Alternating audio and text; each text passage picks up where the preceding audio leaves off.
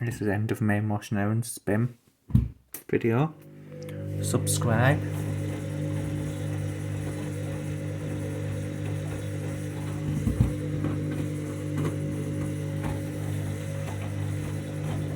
Pretty sure it'll be very out balanced on the spin.